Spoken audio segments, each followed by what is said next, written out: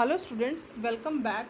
ये video class 7 के students के लिए है। आज हम उनकी पुस्तक मधुकलश का 8वां पाठ जो है नई दिशा, जो कि मध्यवर्गीय परिवार के छात्रों के सामने घर की आर्थिक स्थिति के कारण कुछ समस्याएं आती है। यदि छात्रों में समझदारी हो तो आपसी सहयोग से वे इन्हें आसानी से दूर कर सकते हैं। चलिए पढ़ते हैं इस कहानी को। राहुल और राजेश दोनों एक ही कक्षा में पढ़ते हैं। दोनों रहते भी एक ही गली में हैं। दोनों हैं भी एक पक्के दोस्त।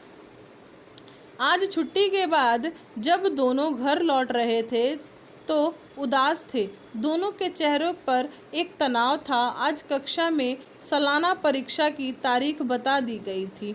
यद्यपि टाइम टेबल अभी नहीं आया था। दोनों के उदास होने के कारण यह था कि राहुल की हिंदी बहुत कमज़ोर थी, पर वह अंग्रेजी में होशियार था। दूसरी तरफ राजेश हिंदी में होशियार था तो अंग्रेजी में कमज़ोर था। उनकी चिंता का कारण यह था कि दोनों के ही पिता उन्हें कहीं ट्यूशन पर भेजने की हैसियत में नहीं थे। जब दोनों घर के नज़दीक पहुँचे तभी पीछे से महेश ने इन्हें रोका। वह 12वीं कक्षा का छात्र था, इन्हीं की गली में आगे रहता था। उसने इन दोनों मित्रों से पूछा, क्या बात है, आज तुम दोनों एकदम चुपचाप चल रहे थे, ना बातचीत ना हंसी के ठहाके, क्या बात है, कुट्टी हो गई क्या दोस्तों में? मैं स्कूल से तुम्हारे पीछे पीछे आ रहा था। दोनों मित्रों ने अपनी समस्या बताई कि वे क्यों चुप और उदास हैं। महेश ने दोनों की बात सुनी, 2 मिनट सोचता रहा, फिर बोला, तुम ट्यूशन क्यों नहीं ले लेते? महेश भैया, आपको तो पता है ना कि पापा की आर्थिक स्थिति ऐसी नहीं है कि ट्यूशन के लिए 500 रुपये दे सकें। राहुल ने कहा तो राजेश भी बोला, यही समस्या जो है मेरे साथ भी है महेश भैया। महेश मुस्कुराया, फिर कुछ सोचकर बोला, चलो आज शाम तुम 4 बजे मेरे घर आ जाना, मैं तुम्हारी समस्या का हल निकाल देता हूँ। ठीक है, कहकर राहुल और राजेश अपने अपने घर चले गए और महेश अपने घर। दोनों मित्र शाम को 4 बजे महेश के घर पहुँचे। महेश उन्हें बैठाया और पूछा कि राहुल, तुम्हारी इंग्लिश बहुत अच्छी है, क्या तुम अंग्रेजी पढ़ाने की ट्यूशन कर लोगे? सिर्फ 1 घंटा। राहुल ने 1 मिनट सोचा और हाँ कह दिया।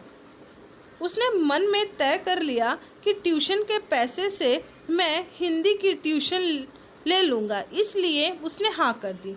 महेश ने राजेश से पूछा कि तुम हिंदी की ट्यूशन कर लोगे? तुम्हारी हिंदी बहुत अच्छी है। राजेश भी तुरंत तैयार हो गया।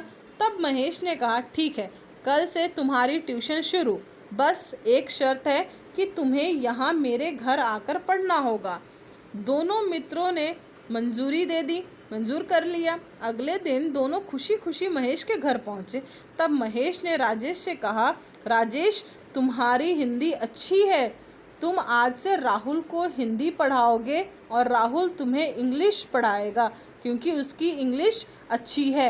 मंजूर? राहुल और राजेश आश्चर्य से कभी महेश का चेहरा देखते, कभी एक दूसरे का। उन्हें उम्मीद नहीं थी कि उनकी समस्या का हल इतनी जल्दी निकल जाएगा। दोनों खुशी के मारे आपस में लिपट गए और महेश का शुक्रिया अदा करने लगे।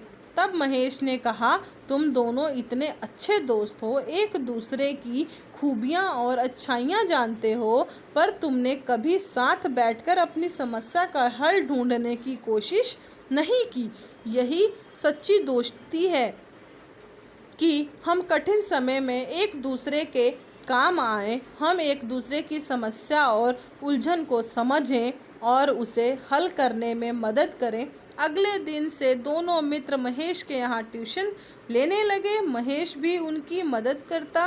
तीनों की मेहनत रंग लाई। राहुल और राजेश जिन विषयों में डर रहे थे उन्हीं में अच्छे नंबरों से पास हुए। सहयोग की भावना सदा सफलता दिखलाती है। यही है कहानी नई दिशा। अगर हम आपस में ही उस समस्या को जो हमें हो रही है उसको हल करना चाहेंगे तो हम जो है वह ज़रूर हल कर लेंगे।